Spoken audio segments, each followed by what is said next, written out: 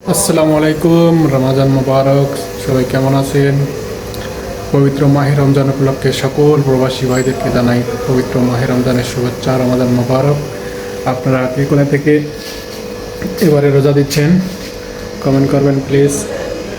বিশেষ করে যারা আরব কান্ট্রিতে আছেন তারা অবশ্যই রোজা রাখার চেষ্টা করবেন। প্রবাসী ভাইয়েরা, এই মাহে রমজানের একটি মাস একটি বছর পর আসে।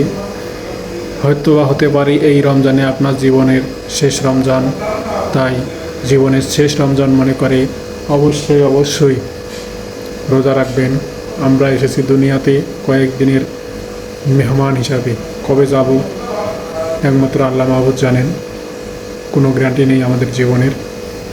তাই বলছি যে জীবনের শেষ রমজান করে মনে করে হলেও এই রমজানের অবশ্যই রোজা রাখার চেষ্টা করবেন। নিজেরও রোজা রাখবেন এবং অপরকে রোজা রাখার জন্য বলবেন, উৎসাহিত করবেন। আর এই রমজান মাসের কারো পরিবর্তনে দেখে কোনো হাসি ঠাট্টা করবেন না।